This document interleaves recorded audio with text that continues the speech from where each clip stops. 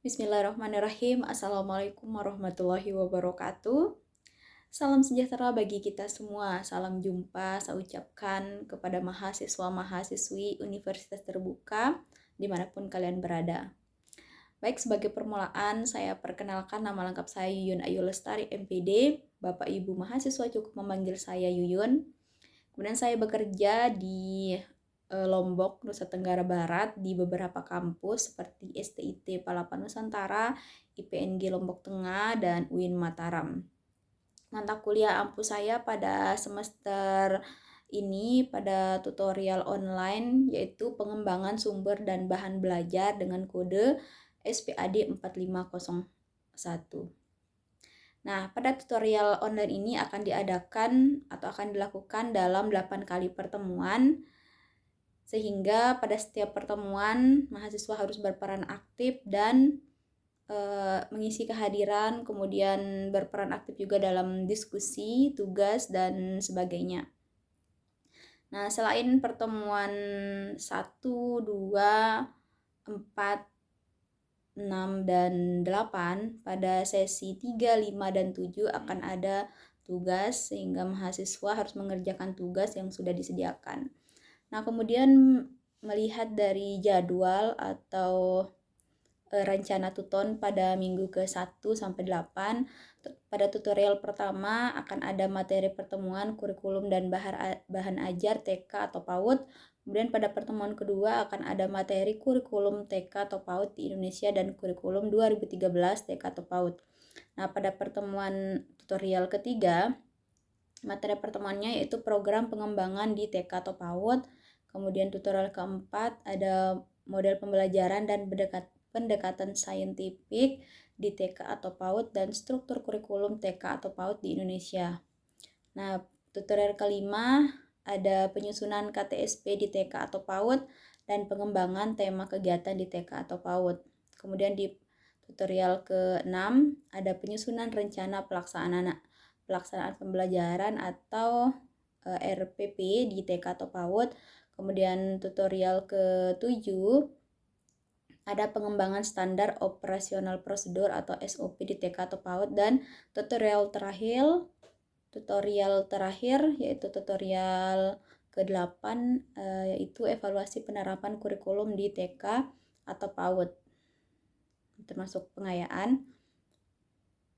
Nah, jadi tugas yang dikerjakan harus mengandalkan kemampuan diri sendiri ya teman-teman mahasiswa. Kemudian harus memperhatikan mengandalkan kemampuan diri sendiri, mengutamakan original atau keaslian dan menghindari plagiarisme. Jadi Bapak Ibu mahasiswa hindari untuk selalu bertanya ke GPT dan mengcopy paste jawaban. Boleh bertanya ke GPT, asal harus bisa disaring dengan baik, melihat inti dari pertanyaan atau tugas yang ditanyakan kemudian dibawa menjadi bahasa sendiri. Jadi harus dikembangkan, bukan bertanya ke GPT atau ke internet, mengcopy paste, langsung plak ketik plak, tidak ada perbaikan atau tidak ada jawaban pengembangan dari diri sendiri. Kemudian beberapa juga jangan lupa untuk selalu mengisi kehadiran, karena jika tidak mengisi kehadiran sama saja Bapak Ibu mahasiswa tidak dianggap untuk hadir. Jika ada pertanyaan silahkan menghubungi saya, nanti saya akan membuat grup, nanti bisa di chat melalui email atau WA juga, nanti saya akan unggah nomor HP. Jadi tidak ada alasan Bapak Ibu untuk melewatkan sesi diskusi, sesi kehadiran, sesi tugas jika tidak memahami. Boleh Bapak Ibu menghubungi saya kapanpun, akan saya jawab di waktu yang tepat ya, tidak di waktu yang memang waktu untuk istirahat, untuk kenyamanan kita bersama. Kemudian selain ada di e-learning, Bapak Ibu juga dapat mengkaji lebih lanjut materi terkait dengan pertemuan pertama atau tutorial 1 sampai 8 yang sudah disajikan pada buku materi pokok atau BMP atau juga dikenal dengan modul UT dengan kode bahan ajar PAUD 4207, kurikulum dan bahan ajar TK atau PAUD. Jadi sebelum Bapak Ibu mahasiswa terlibat secara aktif pada kelas tuton ini, Bapak Ibu diharapkan telah mempelajari BMP PHUD 4207. Nah, selain itu, mahasiswa juga diharapkan mampu menerapkan pemikiran logis, kritis, sistematis, dan inovatif dalam pengembangan atau implementasi kurikulum. Mengingat materi yang disajikan pada BMP PAUD 4207 telah disusun berdasarkan kompetensi yang hierarki, sehingga kami menganjurkan Bapak Ibu mahasiswa untuk mempelajari materi pada BMP tersebut secara berurutan. Kami juga telah membuatkan rambu-rambu urutannya dan capaian pembelajaran khusus pada setiap sesi tuton melalui RAT atau rancangan aktivitas tutorial yang kami lampirkan pada bagian minggu ini. Kemudian disediakan 12 materi utama yang memuat strategi pembelajaran materi pada BMP PAUD 4207. Sudah disediakan juga materi pendukung baik yang berupa PowerPoint dan video pembelajaran.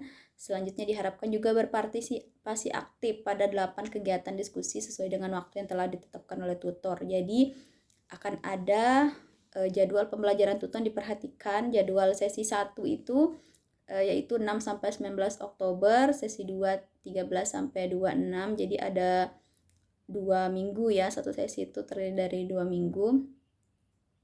Pada sesi 3 itu akan ada tugas di tanggal 20 sampai 20 Oktober sampai 3 November. Kemudian sesi 5 juga ada tugas 3 sampai 17 November.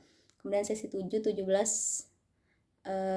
November sampai 1 Desember. Jadi perkiraan selesai tutorial online ini di bulan Desember ya, sehingga Bapak Ibu mahasiswa, teman-teman mahasiswa bisa memperhatikan lebih detail pengerjaan tugas, kemudian kehadiran, kemudian diskusi aktif.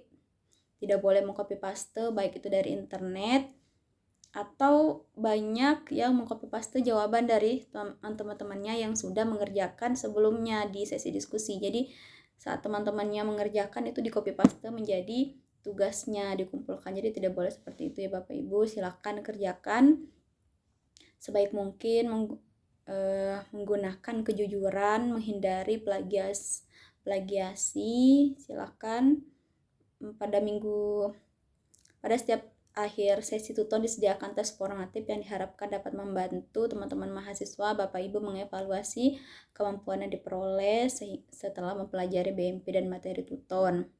Kemudian pada minggu ketiga, kelima, dan ketujuh diharapkan mahasiswa mengunduh, mengerjakan, dan mengumpulkan tugas tutorial pada tempat yang telah disediakan.